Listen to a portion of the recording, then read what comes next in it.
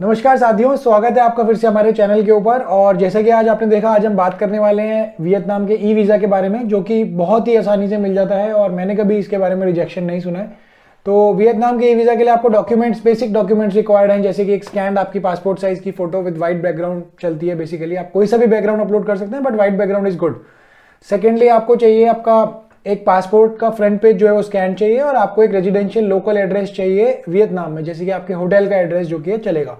तो सिंपली ये बेसिकली 3-4 चीज़ें चाहिए। आपको अपना कार्ड रखना है जिससे आपको $25 की पेमेंट करनी है, और आप सिंपली वियतनाम का वीज़ा अप्लाई कर सकते हैं, जो कि बहुत महंगा भी नहीं है। सिंपल मतलब सस्ते प्राइस के अंदर आपको मिलता है, और 15 दिन का ये स्टे मैक्सिमम अलाउड है आपको उस वीज़ा से, और 30 डेज की वैलिडिटी देता है वियतनाम अपने वीज़ा के लिए, इंडियंस के लिए। तो आप बिना किसी देरी के आपको लेके चलते हैं हम अपनी स्क्रीन के ऊपर, और आपको सिखाते हैं कैसे आपको अप्लाई करना है वियतनाम का वीज़ा, और क्या क्या आपको डॉक्यूमेंट्स चाहिए, कैसे चाहिए, क्या क्या आप रेडी रखिए, और क्या क्या हम आपको अपने एक धीरे धीरे वीडियो के अंदर बताने वाले हैं।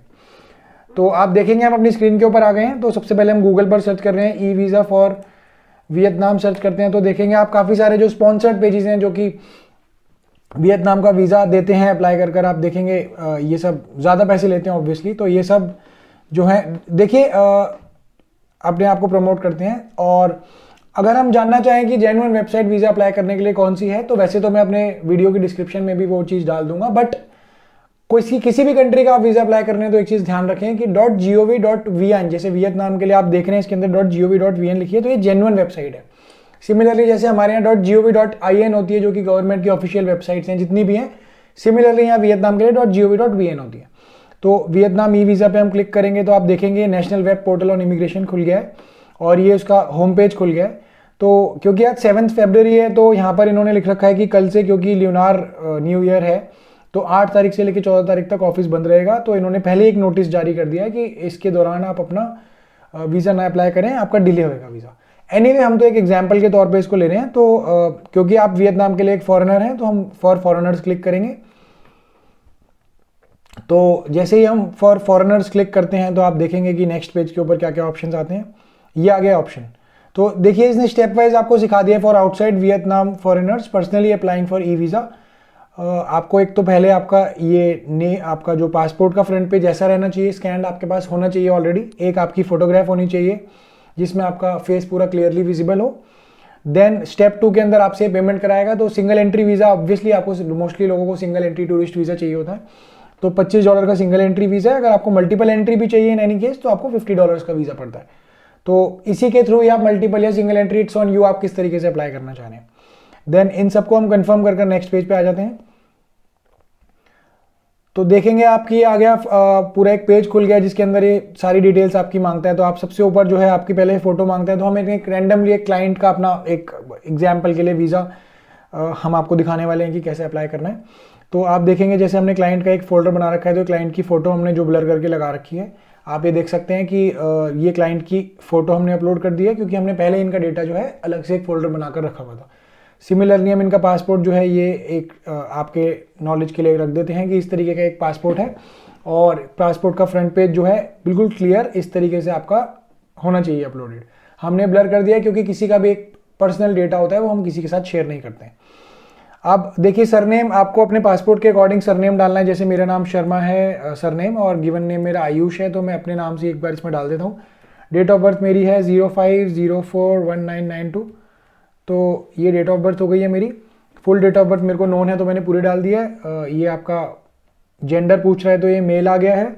नेशनैलिटी मेरी है इंडियन, रिलीजन है हिंदू, तो जो भी आपका रिलीजन है आपको इसमें डालना है। मेल आईडी देखेंगे आप, तो हमारी कंपनी की मेल आईडी ऑलरेडी डली हुई है।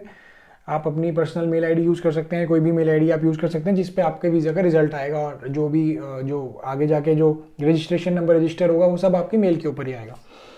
देन हम बात करेंगे नीचे आने वाले पॉइंट्स की जैसे इसने लिखा है, have you ever used any other passport to enter to Vietnam. तो ऑब्वियसली आपने कोई और पासपोर्ट यूज़ नहीं करा है, तो बेसिकली ये सब चीज़ें ऑलरेडी नो पे टिक्ड है ऑलरेडी। अगर आप चाहें तो इसको चेंज कर सकते हैं। और सबसे इंपॉर्टेंट चीज़ की जो रेड एस्ट्रिक्ट्स लगे हुए हैं यहाँ पर, जो कि मैंडेटरी फील्ड्स हैं, सिर्फ आपको वही भरनी है, फालतू की कोई चीज़ भरने की ज़रूरत नहीं है, क्योंकि वो टाइम खाती है और टाइम वेस्ट करने का कोई फ़ायदा नहीं है।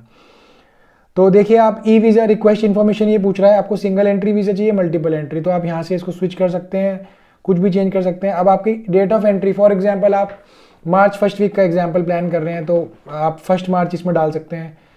कब तक का आपको वीज़ा चाहिए, आप मान लीजिए 1 मार्च से 10 दिन के लिए आपका प्लान है तो 1 से लेकर 10 मार्च आपने इसमें डाल दी एक date tentative. Then ordinary passport है आपका, डिप्लोमेटिक पासपोर्ट है, ये ऑप्शन आ गए हैं। देन पासपोर्ट नंबर आपने कोई भी रैंडमली डाल दिया, D1 2 3 4 5 6 हम एक रैंडमली लेके चल रहे हैं। देन डेट ऑफ इशू आपके पासपोर्ट का पूछा तो आप कोई भी जो भी आपके पासपोर्ट पे डेट ऑफ इशू लिखा है वो डाल सकते हैं। देन डेट ऑफ एक्सपायरी आपके पासपोर्ट का हम कोई भी उठा लेते हैं रैंडमली, ये हमने डेट ऑफ एक्सपायरी डाल दिया। तो do you hold any other valid passports, आपके पास कोई और इसके अलावा पासपोर्ट है? ऑब्वियसली अगर आपके पास नहीं है तो आप नो पे फाइल करेंगे, क्लिक करेंगे, वो ऑब्वियसली बाय डिफॉल्ट हुआ है। और परमानेंट रेजिडेंशियल एड्रेस, क्योंकि ये मैंडेटरी फील्ड नहीं है तो आप खाली छोड़ सकते हैं। Emergency contact, telephone number, occupation, ये सब आप खाली छोड़ सकते हैं क्योंकि मैंडेटरी फील्ड्स नहीं है। देन हम नीचे आते हैं तो purpose of entry by default tourism पर सिलेक्टेड है तो आप टूरिज्म ही इसको रहने दीजिए, बाकी और भी इसके अंदर सेवरल ऑप्शन है बट आप टूरिज्म पे ही सिलेक्ट रहने दीजिए। आप देखेंगे जैसे कि मैंने आपको बताया था वियतनाम 30 डेज का वीज़ा देता है तो इंटेंडेड स्टे इसके अंदर जो है वो बाय डिफॉल्ट 30 तारीख का आया हुआ है। इसमें कब आपकी एंट्री होनी है तो आप जब भी फ्लाइट बुक कराना चाहते हैं वो एंट्री से आप सेम डेट डाल दीजिए इसके अंदर। देन आप कौन सी फ्लाइट आपकी जो फर्स्ट पॉइंट पे जहाँ लैंड करेगी, मान लीजिए आपकी दिल्ली से फ्लाइट है बट वाया होचिमिन है हनोई की, तो आपको होचिमिन, क्योंकि फर्स्ट आपका इंटेंडेड जो वो है एंट्री गेट वो होचिमिन रहेगा तो आप होचिमिन पे क्लिक करेंगे। सिमिलरली आपका एग्जिट पॉइंट कहाँ है वो भी एक मतलब एग्जाम्पल के लिए मैं ले रहा हूँ आपकी जहाँ पे भी फ्लाइट जा रही है, जैसे आपकी फ्लाइट हनोई जा रही है तो आप हनोई डालें, डनांग जा रही है डनांग डालें, आपकी फ्लाइट होचिमिन जा रही है तो आप होचिमिन डालें। सिमिलरली एग्जिट पॉइंट आपका कुछ भी हो सकता है, आपका आपको हनोई जाना है तो ये रहा नोई बाई इंटरनेशनल एयरपोर्ट, ये आप क्लिक कर सकते हैं। अब ये ऑप्शन आ रहा है intended temporary residential address in Vietnam, आप देख सकते हैं कि ये मैंडेटरी फील्ड है तो आपको इसके अंदर जो भी आप होटल में स्टे करना चाह रहे हैं, चाहे आपका होटल बुक हो या ना हो, आप किसी भी होटल का एड्रेस गूगल से निकालकर इसमें डाल सकते हैं।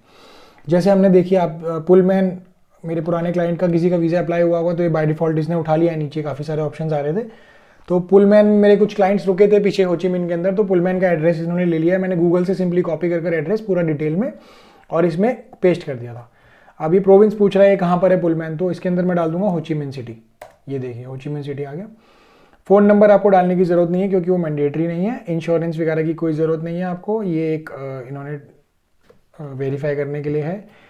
हमने यहाँ पे कैप्चा डाला, ऊपर चीज़ें देख ली सारी भरी हुई है या नहीं भरी हुई है। देन हम रिव्यू एप्लीकेशन फॉर्म पे चले जाते हैं।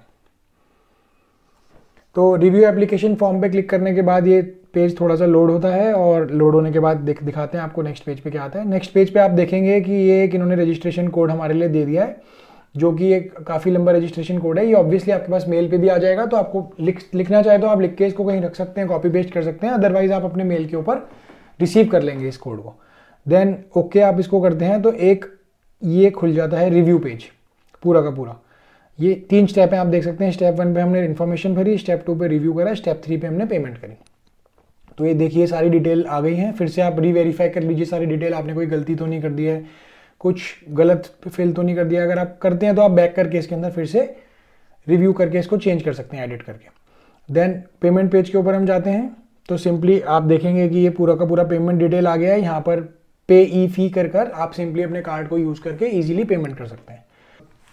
पेमेंट करने के बाद आप सिंपली अपना वीज़े का जो रिजल्ट है वो 3 या 4 वर्किंग डेज के अंदर अंदर आजकल यूजुअली आ जाता है। और ई वीज़ा होता है तो आपको कुछ भी नहीं, एक सिंपली एक उस वीज़ा का प्रिंट आउट लेकर, और जब भी आप वियतनाम जाने का ट्रैवल का प्लान कर रहे हैं तो उस प्रिंट आउट को आप लेकर जा सकते हैं। तो उम्मीद है कि आपको वियतनाम का वीज़ा अप्लाई करना बहुत आसान लगा होगा हमारे थ्रू।